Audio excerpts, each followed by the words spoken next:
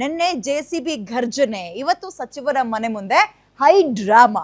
Clean minister ಮನೆ ಮುಂದೆ ಹೆಣ್ಣುಮಕ್ಕಳು ಧಿಕ್ಕಾರ ಕೂಗಿದ್ದಾರೆ.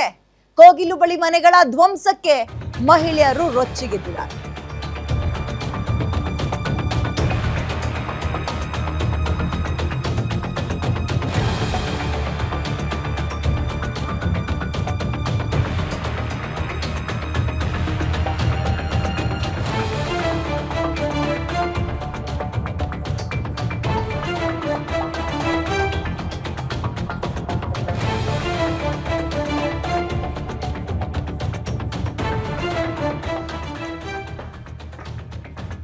ಮನೆ ಧ್ವಂಸಕ್ಕೆ ಮಹಿಳೆಯರೆಲ್ಲರೂ ಕೂಡ ಆಕ್ರೋಶಗೊಂಡಿದ್ದಾರೆ. ಈಗ ಒತ್ತುವರಿ ತೆರವು ವೇಳೆ ಸುಮಾರು 6 ಜೆಸಿಬಿಗಳು ನಿನ್ನೆ ಘರ್ಜಿಸಿದ್ವು. 200ಕ್ಕೂ ಹೆಚ್ಚು ಮನೆಗಳು ನೆಲಸಮ ಆಗಿತ್ತು.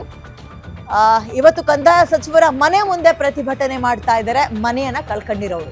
200ಕ್ಕೂ ಹೆಚ್ಚು ಜನರಿಂದ ಕೃಷ್ಣ ಬೈರೇಗೌಡರ ಮನೆ ಮುತ್ತಿಗೆ ಹಾಕುವ ಪ್ರಯತ್ನ ಕೂಡ ಆಯಿತು. ಪ್ರತಿಭಟನಾಕಾರರನ್ನ ಬ್ಯಾರಿಕೇಡ್ ಹಾಕಿ ಪೊಲೀಸರು ತಡೆಯುವ ಪ್ರಯತ್ನ ಮಾಡಿದ್ರು. ಸಚಿವ ಕೃಷ್ಣ ಬೈರೇಗೌಡ ವಿರುದ್ಧ ಧಿಕ್ಕಾರ ಕೂಗಿ ಸಚಿವರೇ ಬಂದು ಇದಕ್ಕೆ ಉತ್ತರ ಕೊಡಬೇಕು, ಮಾತಾಡಬೇಕು ಅಂತ ಪ್ರತಿಭಟನಾಕಾರರು ಪಟ್ಟು ಹಿಡಿದಿದ್ದಾರೆ. ನಿನ್ನೆ ಸುಮಾರು 150 ಅಕ್ರಮ ಮನೆ ಮತ್ತು ಶೆಡ್ಗಳನ್ನ ನೆಲಸಮ ಮಾಡಿದ್ರು. ಎಲ್ಲಿ ಅಂದ್ರೆ ಈ ಕೋಗಿಲು ಬಂಡೆ ಇದೆಯಲ್ಲ, ಅಲ್ಲಿ ಘನತ್ಯಾಜ್ಯ ನಿರ್ವಹಣಾ ಸಂಸ್ಥೆಯ ಸುಮಾರು 5 ಎಕರೆ ಜಾಗ ಒತ್ತುವರಿ ಆಗಿತ್ತು. ಈ ಹಿನ್ನೆಲೆಯಲ್ಲಿ ನಿರ್ವಹಣಾ ಸಂಸ್ಥೆಗೆ ಮೀಸಲಿಟ್ಟ ಜಾಗದಲ್ಲಿ, ಈ ಘನತ್ಯಾಜ್ಯ ನಿರ್ವಹಣಾ ಸಂಸ್ಥೆಗೆ ಮೀಸಲಿಟ್ಟ ಜಾಗದಲ್ಲಿ ಅನಧಿಕೃತವಾಗಿ ಮನೆಗಳನ್ನ ಶೆಡ್ಗಳನ್ನ ಹಾಕೊಂಡಿದ್ರು. ಅದನ್ನ ತೆರವುಗೊಳಿಸಿದ್ರು. ಆ ಹಿನ್ನೆಲೆಯಲ್ಲಿ ಬಂದು ಪ್ರತಿಭಟನೆ ಮಾಡ್ತಾ ಇದ್ದಾರೆ.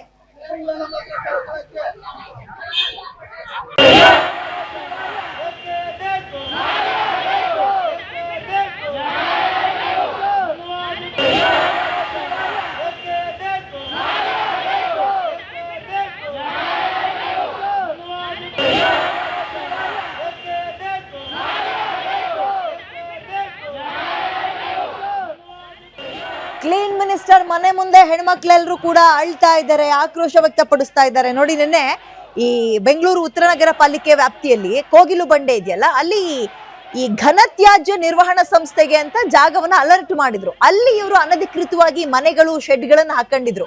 ಪರಿಣಾಮ ಏನಾಯ್ತು, 6 ಜೆಸಿಬಿಗಳು ಬಂದು 150 ಮನೆ ಶೆಡ್ ಇವೆಲ್ಲವನ್ನ ನೆಲಸಮ ಮಾಡಿದ್ರು.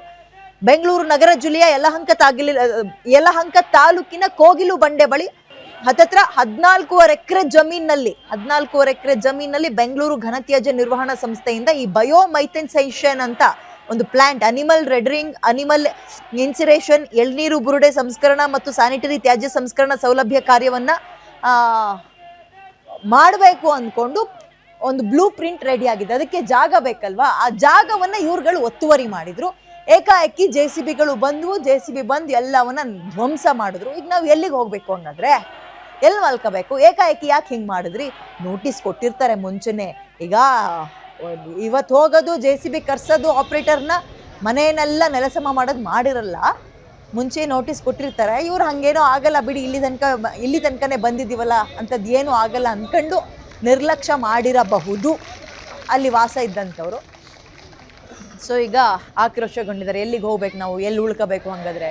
ಶೆಡ್ಗಳನ್ನೆಲ್ಲ ಹಿಂಗೆ ಮಾಡಿದ್ರಲ್ಲ, ಉಳ್ಕೊಳ್ಳೋಕ್ಕೆ ಒಂದು ಸೂರಿತ್ತು ನಮಗೆ ಅಂತ.